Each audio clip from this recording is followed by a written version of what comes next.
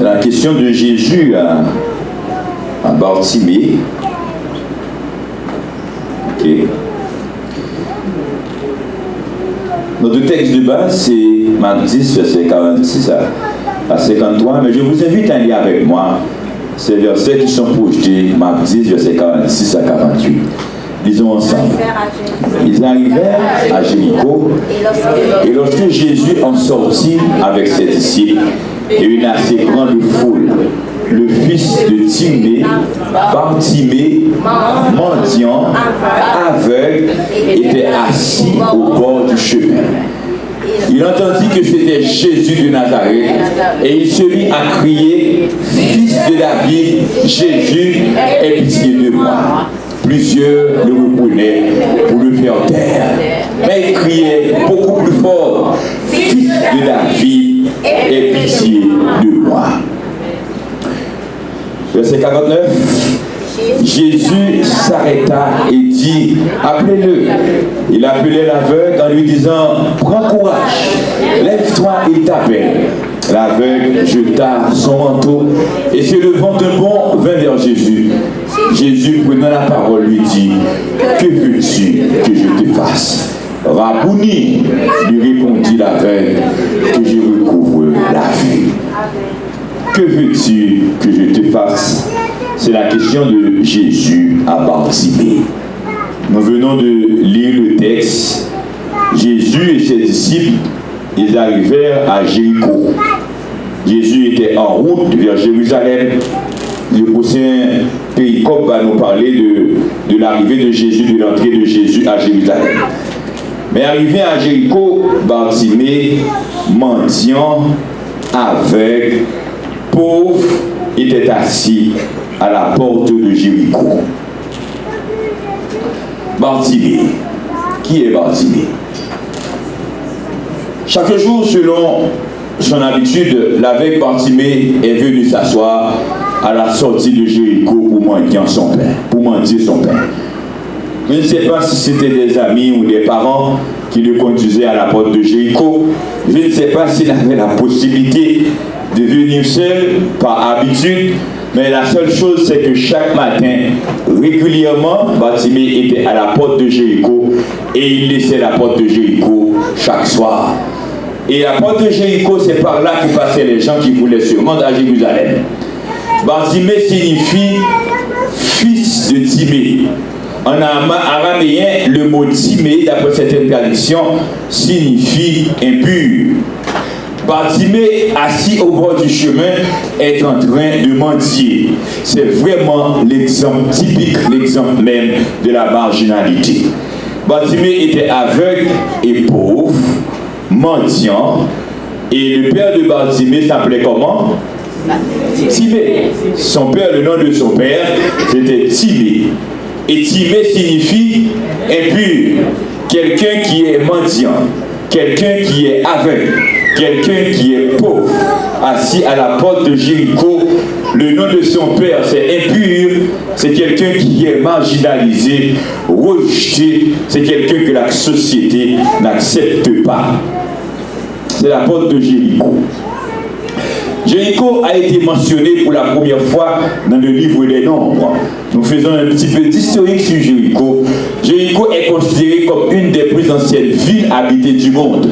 Parmi les anciennes villes du monde, les villes habitées, Jéricho est l'une des premières villes, des grandes villes où apparaît la civilisation. Jéricho a été décrite dans la Torah comme la ville des palmiers, où d'abondantes sources d'eau tiède et d'eau jaillissent et donnent lieu à la culture de citrons, d'oranges, de bananes, de plantes oléagineuses, de melons, de figues et de raisins. Bartimée est marginalisé, rejeté, pauvre, aveugle, mais pourtant c'était une ville riche, la ville Jéricho.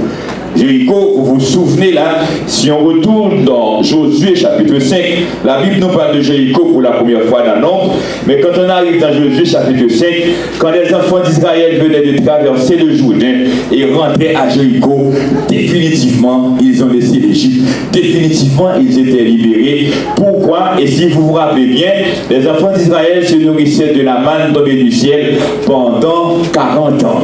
Mais arrivés à Jéricho, dans la plaine de Jéricho, Jéricho, il y a palmiers, il y a toutes sortes de choses, il y a citron, il y a nourriture, il y a des champs de blé, et immédiatement que Israël arrive à Jéricho, la manne ne tombe plus. Maintenant, on va manger dans la plaine. La plaine de Jéricho était une plaine riche. Bartimée, lui, il était pauvre à la porte de Jéricho, mais la ville de Jéricho, c'était une ville riche. La Torah nous présente cette ville comme la ville des palmiers. Et palmier, dans la Bible, c'est synonyme de victoire, de fierté et de richesse. Nombre 35, 33, verset 50, l'Éternel parla à Moïse et les plaines de Moab, près du Jourdain, vis-à-vis de Jéricho. C'est pour la première fois qu'on a parlé de Jéricho dans la Bible. C'est dans Nombre, chapitre 33, où l'Éternel parla avec Moïse. Mais plus loin, nous allons trouver Josué à la porte de Jéricho. Mais la rencontre de Josué à la porte de Jéricho, c'est la rencontre de Bartimée à la porte de Jéricho avec Jésus qui nous fait comprendre que le même personnage que Josué a rencontré à la porte de Jéricho, c'est ce même personnage que Bartimée lui-même va rencontrer à la porte de Jéricho. À la porte de Jéricho, Josué chapitre 5, verset 13-14, je vous demande de lire avec moi ce passage. Comme Josué était près de Jéricho, il leva les yeux et regarda. Voici un homme se tenait debout devant lui, son épée nue dans la main. Il alla vers lui et lui dit, disons ensemble, es-tu des nôtres ou de nos ennemis? Il répondit, non, mais je suis le chef de l'armée de l'Éternel, j'arrive maintenant. Josué tomba le visage contre terre et prosterna et lui dit, qu'est-ce que mon Seigneur dit à son serviteur? Et Josué 6, verset 1-2, disons, Jéricho était fermé et barricadé devant les enfants d'Israël. Personne ne sortait et personne n'entrait. L'Éternel dit à Josué, voici, vois, je livre entre tes mains Jéricho, son roi et ses vaillants soldats. Je ne sais pas si c'est exactement la même place où se trouvait Bartimée, mais c'était quand même le même espace. Pourquoi? Parce que Bartimée était à l'entrée de Jéricho. Les enfants d'Israël venaient d'Égypte, ils allaient rentrer à Jéricho. Ils ont déjà remporté des victoires, mais les murailles de Jéricho, c'était des murailles irréversibles. Et Jéricho est synonyme de difficulté majeure. Jéricho est synonyme, le cas paraît impossible. Jéricho est synonyme de par nous-mêmes, nous ne pouvons traverser. Jéricho est synonyme, on ne voit pas d'où cette délivrance va sortir. Quand Josué et les enfants d'Israël arrivaient à la porte de Jéricho, près de Jéricho, Josué, comme grand général, notez bien, la Bible parle beaucoup plus de Moïse, je crois vous en avoir déjà parlé, mais Josué n'était pas n'importe qui, parce que Josué était l'adjoint immédiat de Moïse. Pendant toute la carrière, c'est Josué qui dirigeait après Moïse, et après la mort de Moïse, c'est Josué qui était le général qui commandait le peuple. Et maintenant, Josué se demandait comment il va faire pour renverser les murailles de Jéricho et arriver à Jéricho. Même l'Éternel dit que les soldats de Jéricho sont des vaillants soldats. C'est-à-dire que Josué, lui, dans son sphère, il n'a pas des moyens pour rentrer à Jéricho. Et tandis que Josué méditait, tandis que Josué réfléchissait, tandis que Josué se demandait mais qu'est-ce qu'il allait faire. Parfois dans la vie, on se retrouve dans des situations, on se demande qu'est-ce qu'on va faire parce que humainement, on sait qu'on ne peut pas traverser cette difficulté. Et c'est en ce moment, Josué a vu de loin un homme.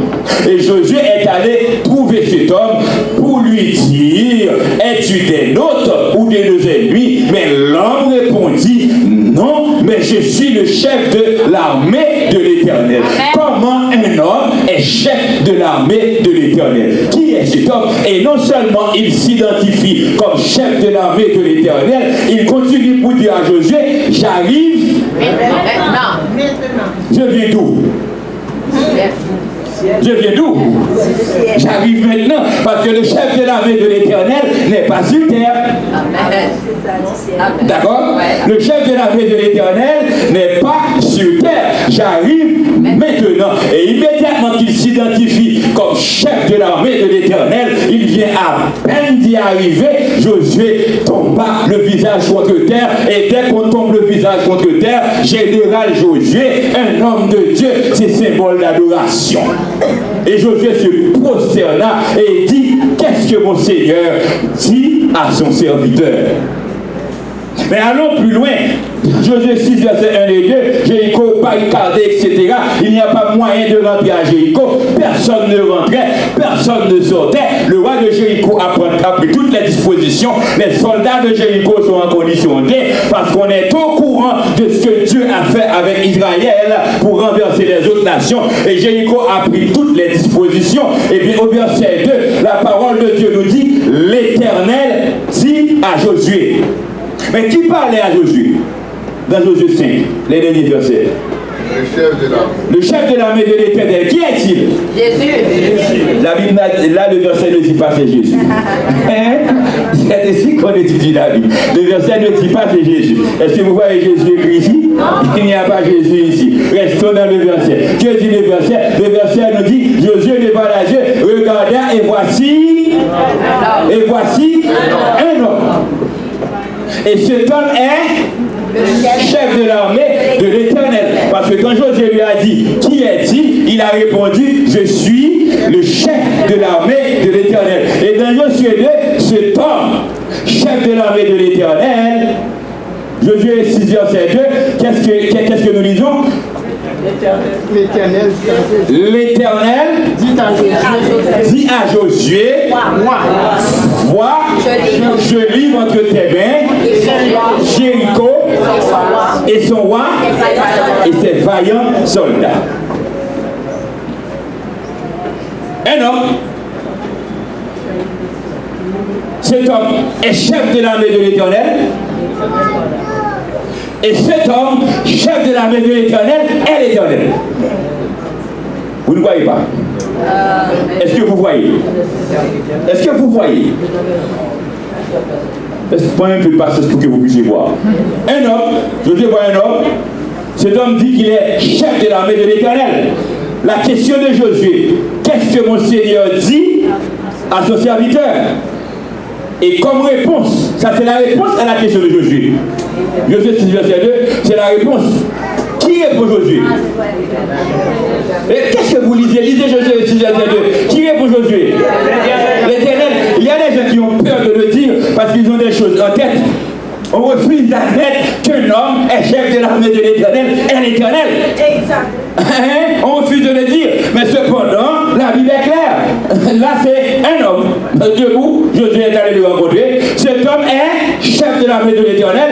Et la question de Josué, qu'est-ce que mon Seigneur dit à son serviteur? Celui qui répond Josué est qui? Josué était en train de parler avec qui? Avec un homme qui est chef de l'armée de l'Éternel. Et quand Josué dit, qu'est-ce que mon Seigneur dit à son serviteur? Qui répond Josué? L'Éternel. D'où cet homme qui est chef de l'armée de l'Éternel. Qui est l'Éternel? C'est en ce moment, on peut dire, il s'agit du Messie, il s'agit du roi, il s'agit de Jésus. C'est après le Nouveau Testament, on va parler de Jésus. Mais dès que dans la Bible, à chaque fois que vous lisez, qu'il s'agit de Genèse 19, destruction de Sodome et Gomorrhe, qu'il s'agit de Agar qui laissait la maison d'Abraham, qu'il s'agit d'autres contextes encore, à chaque fois dans la Bible, il y a un homme qui est à la fois homme et éternel. Cet homme, c'est qui? C'est Dieu. C'est maintenant, on peut dire, c'est Dieu homme.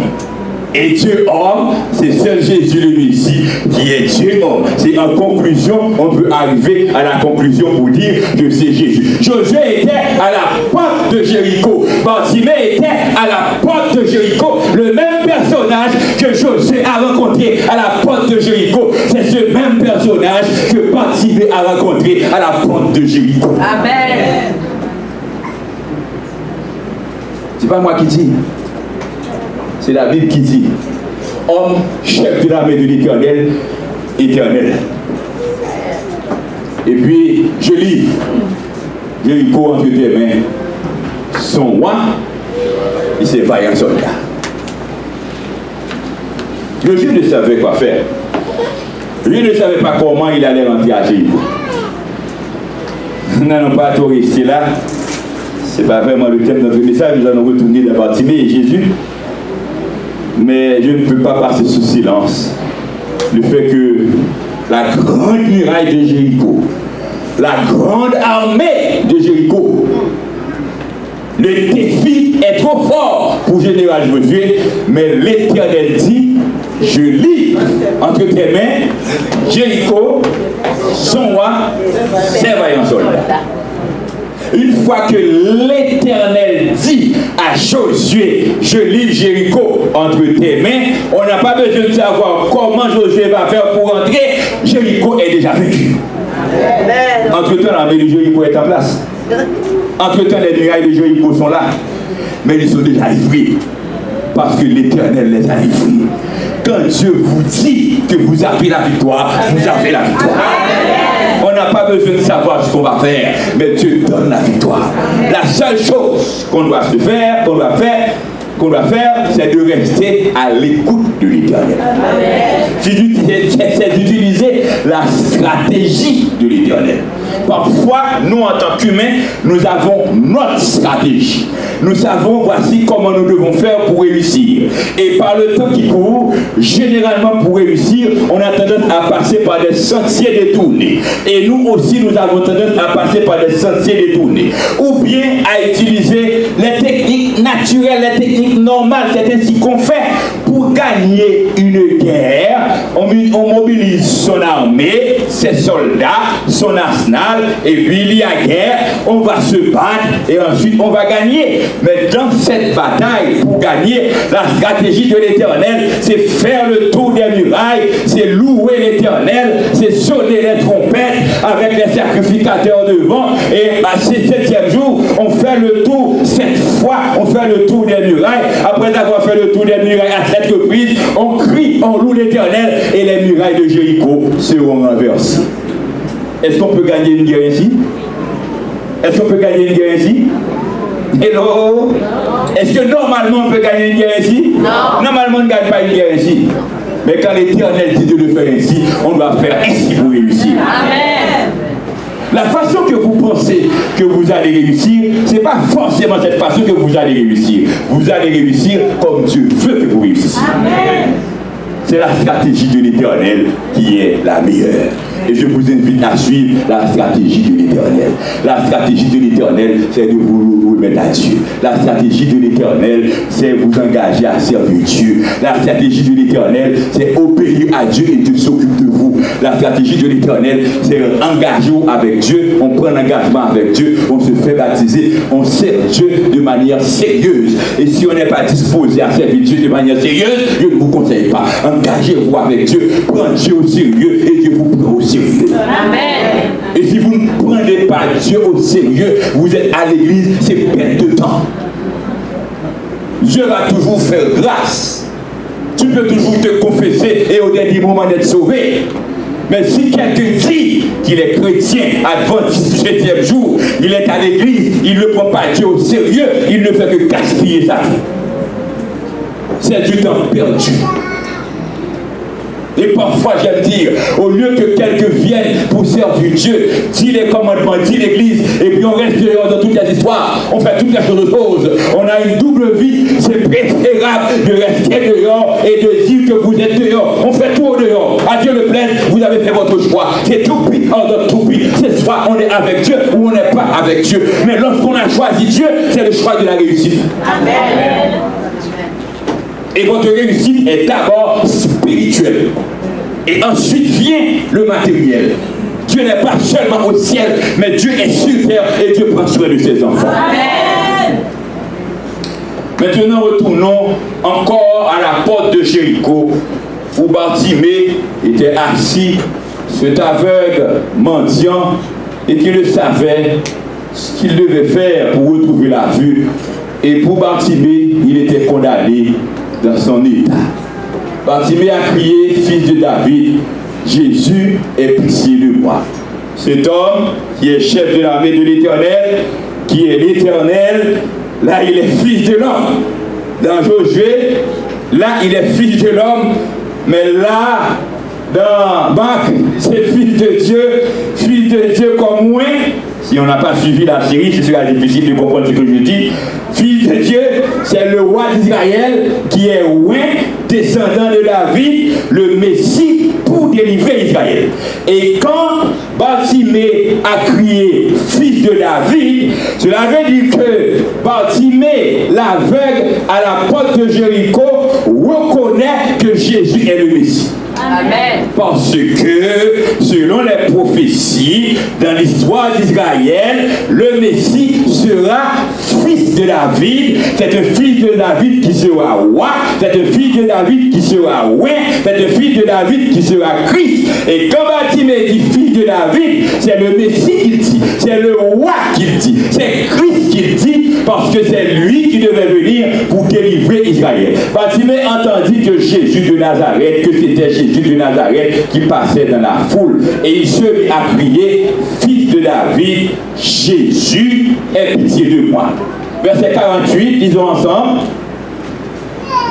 Disons ensemble, verset 48. Plusieurs le reprenaient pour le faire taire. Mais il criait beaucoup plus fort, fils de David, aie pitié de moi. C'est plusieurs qui reprenaient Bartimée et qui ont dit à Bartimée, tais-toi, ne dérange pas le maître, n'importune pas le maître, etc. C'est plusieurs qui étaient-ils? C'est plusieurs qui étaient-ils? C'est disciples. C'est plusieurs, la foule. C'est plusieurs catégories. Puisqu'il marchait avec Jésus, dans un sens large, on peut dire disciples.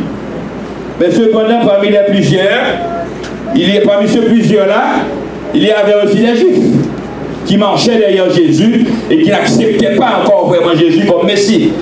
Parmi cette foule, il y avait des incrédules, des gens qui questionnaient Jésus tout le temps. Il y avait ceux qui croyaient, il y avait ceux qui ne croyaient pas, il y avait aussi les disciples, toutes catégories. Tout comme à l'église, on retrouve toutes catégories. Mais plusieurs qui étaient derrière Jésus, qui marchaient avec Jésus, qui étaient plus proches de Jésus, reprenaient Bartimée et dit à Bartimée, tais-toi.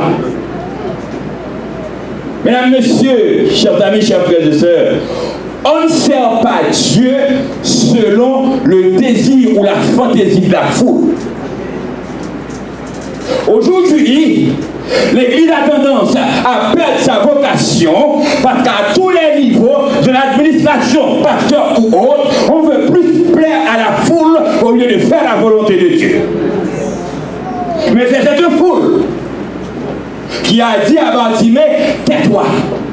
C'est cette foule qui a crié aussi, crucifie-le, crucifie-le. Et lorsque la foule, et parmi la foule, on retrouve aussi les disciples, on retrouve aussi ceux qui étaient proches de Jésus, on retrouve aussi ceux que Jésus envoyait plus tard pour chasser les démons. Et c'est pourquoi, lorsque quelqu'un veut servir Dieu, soyez rassurés que vous avez rencontré Jésus. Amen. L'évangile que nous vous prêchons, la décision que nous vous invitons à prendre, c'est avant d'être adventiste du 7e jour, rencontrer Jésus d'abord. Avant d'être dans la foule, rencontrer Jésus d'abord. Et faites attention à la foule, parce que la foule peut vous perdre. Faites attention aux disciples de Jésus, les disciples peuvent vous perdre. Faites attention aux dirigeants de l'Église, les dirigeants de l'Église peuvent vous perdre. Faites attention aux pasteurs de l'Église, les pasteurs de l'Église peuvent vous perdre. Mais la seule chose, lorsqu'on vous impose silence, criez Jésus, fils de David, aie pitié de moi. Parfois, on va vouloir vous imposer silence. Mais ne restez pas en silence. Ne criez pas aux hommes, mais criez à Jésus. Amen. Et lorsque Bartimée a persisté dans son cri, et essayons d'imaginer, c'est la foule. Jésus avait toujours beaucoup de gens derrière lui, des gens qui étaient déjà guéris, des gens qui sont curieux, qui cherchent des miracles, des gens qui sont curieux pour savoir s'il est vraiment le Messie. Et ces gens-là parlent. Jésus ne prêchait pas, c'est la foule qui marche. Jésus est devant et tout le monde parle. Il y a murmure, on pourrait dire brouillaya. Eh bien, au cri de cette foule, c'est-à-dire que tout le monde parle. Bartimée, lui seul, crie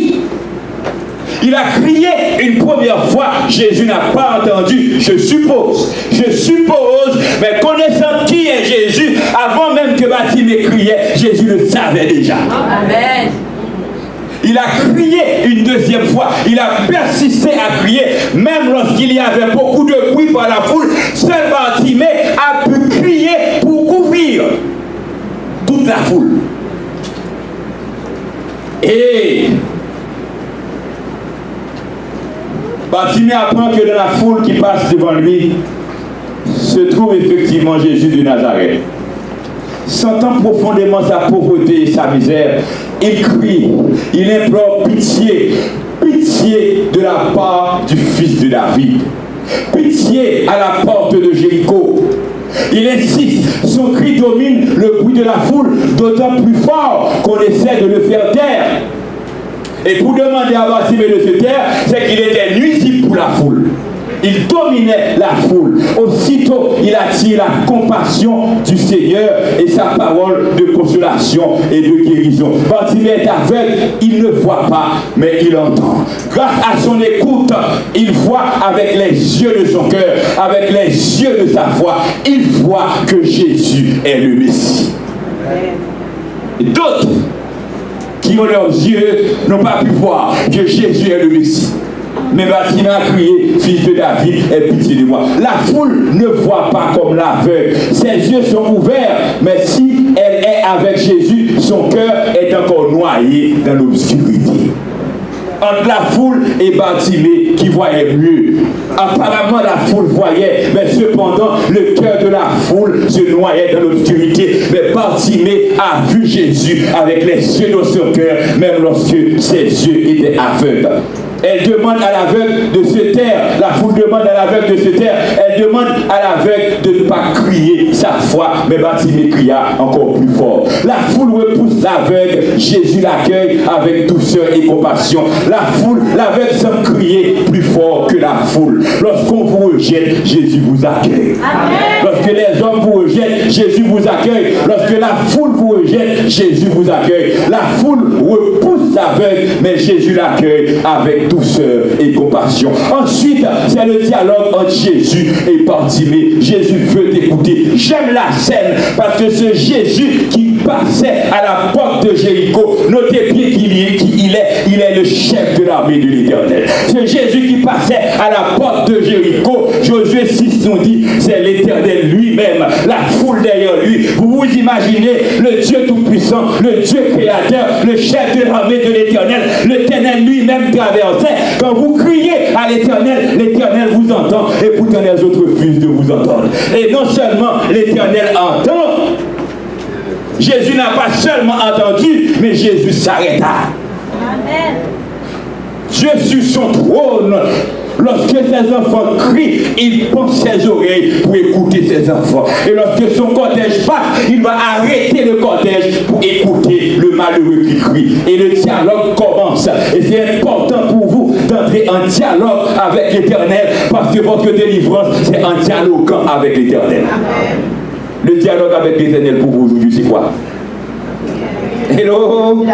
Comment dialogue-t-on avec l'Éternel aujourd'hui? C'est en priant Dieu. Et Bartimée rentre en dialogue avec Jésus. Et là, ce dialogue a de la peine à se nouer. Donc, il appelle Jésus qui est en train de passer sur le chemin avec son groupe de disciples et quelques personnes autour. Ça fait du bruit. Mais en fait, des gens le font taire. Il dérange. Bartimée dérange. On lui dit de rester sur le côté et de se taire. Mais lui, il s'obstine. Fils de David, aie pitié de moi. Il le répète. Alors Jésus dit à ceux qui l'entourent de la paix. Est-ce qu'il ne va pas? Ok. La foule. Non, on va dire ça. Les vêtements. Jésus ordonne à ceux qui l'entendent de l'appeler. Maintenant, le vêtement de Bartimée. Disons ensemble Marc 10, verset 49-50. Disons ensemble. Jésus s'arrêta et dit, appelez-le. Il a pleuré la Restez là, restez là. Quand Bartimée crie à Jésus, fils de David, aie pitié de moi, quelle a été la réaction de la foule? Tais-toi. Tu déranges. Et qu'est-ce que Bartimée a fait? Il a continué à crier plus fort. Écoutez, par nature et par éducation, je ne suis pas arrogant. Et je ne conseille personne à être arrogant. Mais quand vous savez, c'est ce que Dieu demande, même lorsqu'on vous demande de garder silence, ne gardez pas silence. Amen. Alors en attendant, je respecte tout le monde, je respecte tout le système, etc. Oh oui, il y a des pasteurs qui parlent. Le pasteur est un homme comme moi. Le pasteur est un homme comme vous. Dieu a fait grâce au pasteur d'être dirigeant aujourd'hui, mais le pasteur ne vous dépasse en rien. Si c'est noir, dis c'est noir. Si c'est blanc, dis c'est blanc. Si c'est rouge, dis c'est rouge. Lorsque vous êtes convaincu, c'est la parole de Dieu, ne gardez pas le silence. Crie encore plus fort, fils de David. Crie encore, voici ce que dit la parole de Dieu. Et ne dis pas, oui, il y a une tendance ici, oui, même si la Bible dit, mais voici ce que les dirigeants font. Si les dirigeants font, ils persistent dans ce qu'ils font, ils seront perdus. Et alors, si les pasteurs, les anciens, les administrateurs, depuis pasteur Ted Wilson jusqu'au dernier pasteur appelé, persistent dans l'obéissance et n'obéissent pas à la parole de Dieu, ils seront perdus. Amen. Oui ou non? Amen. Est-ce que moi je peux dire, parce qu'ils ont fait, je vais faire aussi? Fille de David, et pitié de moi. Crie à Jésus. Ils l'ont dit à la foule a dit à Bartimée de se taire. Mais quand Jésus leur a dit d'appeler Bartimée, c'est eux encore qui vont appeler Bartimée. C'est une foule sans identité. C'est une foule sans conviction. Il y a des gens, aujourd'hui ils ont un discours, demain ils ont un autre discours. On peut avoir un autre discours si on était dans l'erreur et la Bible nous a éclairé et nous allons reconnaître hier c'était erreur parce que ce n'était pas la parole de Dieu. Mais cependant, ils pensaient eux, Jésus était comme eux, les hommes qui sont à la recherche de la gloire, qui méprisent les gens, comme Jésus a dit, nos dirigeants nous maltraitent, nos autorités politiques, et pas seulement politiques, les autorités ont tendance à vous humilier, à vous repousser. Ils pensaient que Jésus allait les féliciter, mais puisque Jésus leur a dit d'appeler Bartimée, c'est eux-mêmes encore. C'est eux-mêmes foule qui disaient à Bartimée de se taire. C'est cette même foule maintenant qui dit à Bartimée et prends courage. Lève-toi, il t'appelle. Ce sont les mêmes hommes. En politique, on les appelle des caméléons. Et il y a un jargon encore plus fort, on les appelle des prostituées politiques. Des hommes qui n'ont pas une certaine identité, ils n'ont pas de position. Il y a des hommes qui n'ont pas de position là où mène le vent. Et chez nous, on les appelle gadbalais, quel que soit le pouvoir, trompez. Mais cependant, ils ont bien dit à Bartimée, quand Jésus leur a dit d'appeler Bartimée, prends courage, lève-toi, Jésus t'appelle. L'aveugle jeta son manteau et se leva d'un bond vers Jésus. Lisez ce verset, verset 50 ans. C'est important pour nous. Qu'a fait l'aveugle? L'aveugle jeta son manteau et qu'est-ce qu'il a fait? Se leva d'un bond. D'un bond. Et il alla vers Jésus. Continuons. Jésus demande à ses disciples d'aller appeler Bartimée. Il appelle Bartimée en lui disant, prends courage, lève-toi. D'abord il dit courage. Courage signifie littéralement aie confiance, arme-toi de courage. Quand vous êtes en difficulté et que quelqu'un vous dit courage, lorsqu'il vous dit courage, il vous dit aie confiance. Sois fort, vous allez sortir de cette difficulté-là. Courage signifie littéralement aie confiance. Plus de confiance en Dieu, plus de confiance en toi-même, plus de confiance en la vie. C'est ce que signifie. Parfois nous disons aux gens courage, mais lorsque vous dites à la personne courage, sois confiant, vous allez en sortir. Aie confiance, arme-toi de courage. En effet, seule la rencontre avec Jésus donne à l'homme la force pour affronter les situations les plus graves de la vie. Amen. Les autres qui n'ont pas Jésus, je ne sais pas. Mais vous et moi qui ont déjà expérimenté Jésus, il y a des difficultés, nous avons traversé. C'est parce que Jésus est avec nous. Amen.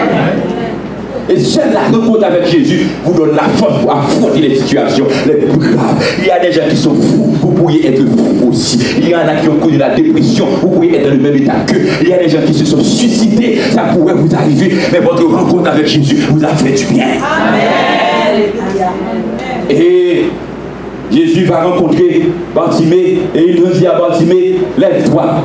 Comme Jésus avait dit à beaucoup de malades, les prenant par la main et les guérissant, les disciples ne font rien d'autre que de répéter les paroles encourageantes et libératrices de Jésus, conduisant directement à lui. Quand le cri des hommes devient comme Bartimée, encore plus fort, il n'y a pas d'autre réponse que de les conduire à Jésus. Amen. Lève-toi, lève-toi. Dis aux autres de se lever et vous aussi, vous devez vous lever. Quand Jésus devait guérir les paralytiques, il leur disait de se lever. Et face aux difficultés de la vie, on doit se lever. Nous ne devons pas rester dans nos douleurs, rester dans nos peines, rester dans nos chagrins, rester. Parfois, nous nous limitons trop. Nous nous limitons trop. Et nous écoutons la foule. Il y a des hommes qui vous disent, c'est comme si vous êtes en grande partie immigrants, vous n'êtes pas dans ce pays, vous n'êtes pas de ce pays. Moi, je ne suis pas ce préjugé-là. Je sais que la terre est à l'Éternel. Partout où Dieu me place, je suis dans le pays de l'Éternel. Et je n'ai pas de limite dans ce pays. Je vais arriver là où Dieu veut que j'arrive. Et personne ne peut m'empêcher de faire ma route. Les hommes qui veulent faire leur route, et si les hommes pensent, je vais me baisser devant eux. Au contraire, ils se trompent grandement. Je suis placé pour respecter tout homme. Mais je suis serviteur de l'Éternel. Et en tant que serviteur de l'Éternel, il n'y a pas de limite pour le serviteur de l'Éternel. C'est Dieu qui sait là où il veut vous placer. Et alors, quand Jésus dit, lève-toi, tu dois te lever, ne vous bornez pas. On pense que vous devez rester là, vous devez être dans tel domaine, vous ne devez pas traverser telle étape. C'est Dieu qui va décider est-ce que vous allez traverser ou non. Nos enfants, appelez nos enfants à rester en Dieu.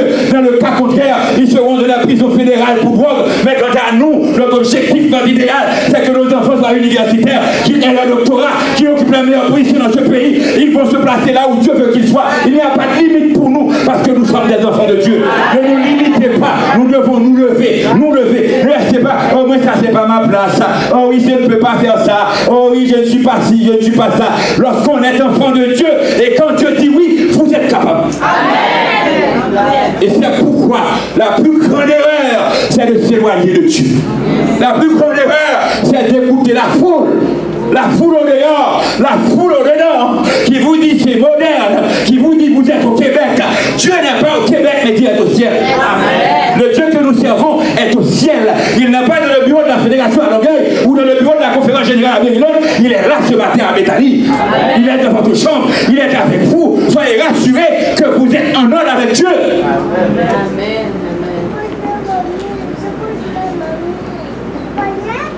Lève-toi et allez vers Jésus. Ne vous limitez pas. Jésus est la solution. Et là encore, Bartimée ne s'arrête pas pour ceindre son vêtement sur ses reins. Il le jette. Qu'est-ce que Bartimée a fait avec son manteau? Il le jette. Jetant loin son manteau, il se leva debout. Comment il se leva? Est-ce que vous pouvez vous lever debout maintenant? Bartimée était avec son manteau sale sur lui. On le voit aux côtés de la rue comme quelqu'un qui ne peut pas faire grand chose. On était étonné de voir le mouvement de Bartimée qui se leva debout. Et peut-être que vous, grâce à Dieu, j'ai pas encore de douleur. Avec les douleurs, vous ne pouvez pas vous lever debout. Avec les soucis de la vie, on ne peut pas se lever debout. Mais Bartimée se leva debout. C'est-à-dire Bartimée a sauté. Il n'a pas resté une seconde. Et alla vers Jésus. Il a jeté son manteau. Pour aller vers Jésus, qu'est-ce que Bartimée a fait? Laisse-moi vous parler du manteau de Bartimée. Chaque matin, Bartimée était à la porte de Jéricho. Il mendiait, mais on lui donnait de l'argent. C'est où il déposait cet argent? Il n'y avait pas de banque pour Bartimée. Peut-être vous pouvez donner à Bartimée un billet et demander à Bartimée de vous donner monnaie. Il pouvait vous donner monnaie. Parce que son argent est dans son manteau. Bartimée, je ne crois pas que Bartimée avait une maison pour laisser son manteau. toute la richesse de Bartimée, toutes les richesses étaient dans son manteau. Son manteau le couvre. Son manteau le protège. Quand il fait froid, c'est son manteau. Son manteau, c'est sa sécurité. Son manteau, c'est sa banque. Son manteau, c'est sa vie. Mais pour venir à Jésus, qu'est-ce qu'il a fait? Il a tout renoncé. Pierre a laissé son filet. Et Jésus a dit, il faut tout renoncer. Bartimée a jeté son manteau, se leva debout. On pourrait dire d'abord que le manteau était sa seule richesse matérielle. C'était sa seule richesse matérielle. Il doit donc se détacher de cet attachement terrestre pour aller vers Jésus. Voici le dilemme.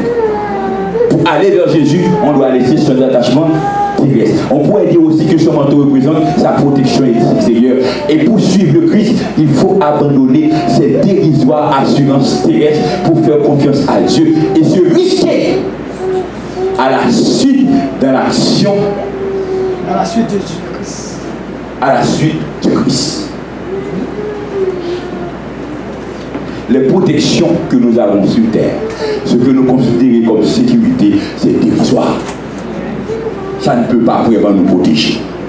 Je ne vais pas vous parler de cyclones, de ouragans, d'inondations, de tremblements de terre. Un bon matin, vous pouvez tout perdre. Je ne vais même pas parler de ça. Mais ce que vous pensez avoir comme sécurité dans la vie, vous travaillez dur, vous travaillez pour rien. C'est pourquoi, lorsqu'on veut trouver Jésus, pour qu'on soit en véritable sécurité, il faut qu'on soit prêt à abandonner cette dérisoire assurance terrestre. Et Bartimée a tout abandonné. En jetant son manteau, il a tout abandonné. Que veux-tu que je te fasse? Jésus, prenant la parole, lui dit, que veux-tu que je te fasse? Rabouni lui répondit l'aveugle, que je recouvre la vue. Jésus lui dit, va, ta foi t'a sauvé. Aussitôt, il recouvra la vue et suivit Jésus.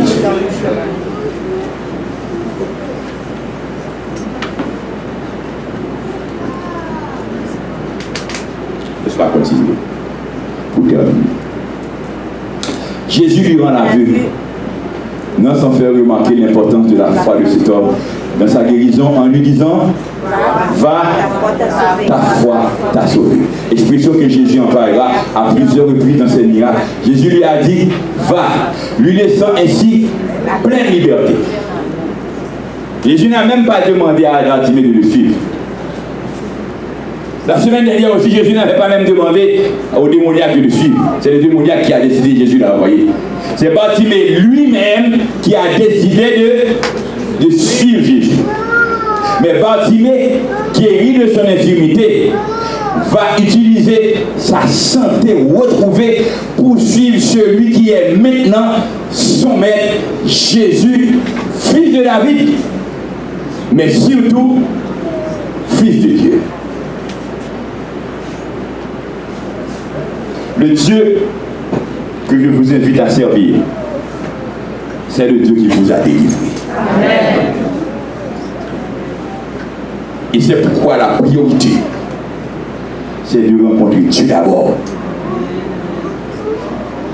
Et je veux même insister auprès de Dieu pour qu'ensemble, pendant cette série, nous puissions rencontrer l'Éternel. Et quand nous rencontrons l'Éternel, ce Dieu nous a délivrés, nous prenons plaisir à suivre Dieu, à faire route avec Dieu, quoi que l'on dise, quoi que l'on fasse. Et pour rencontrer Dieu et le suivre, lorsque vous voulez rencontrer Dieu pour le suivre, il faut que vous soyez prêts à jeter votre manteau.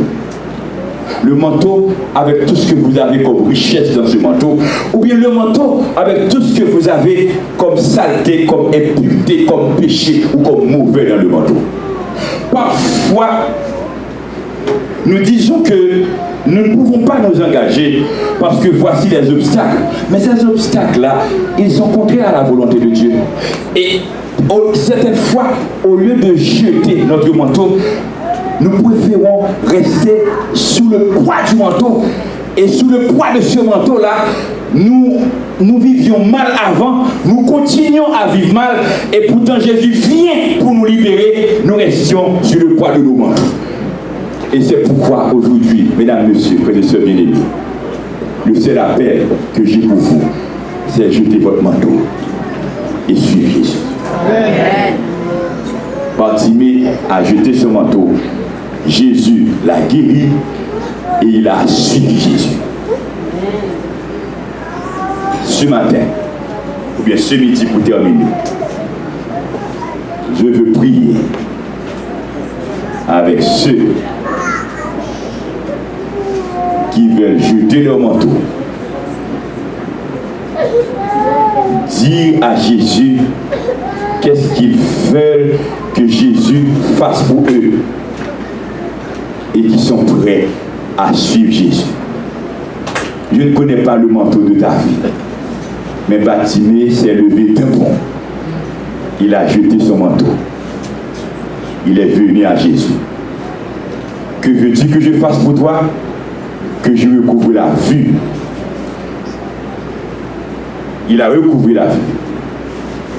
Et il a suivi Jésus. Est-ce que tu veux faire comme Bartimée ce matin? Amen. S'il y a quelqu'un dans la salle en ce midi qui veut jeter son manteau et suivre Jésus. Pour suivre Jésus, c'est marcher selon sa parole. Pour suivre Jésus, c'est décider à garder ses commandements. Pour suivre Jésus, c'est décider à être baptisé au nom du Père, du Fils et du Saint-Esprit. Qui veut faire comme Bartimée ce matin, jeter son manteau et suivre Jésus?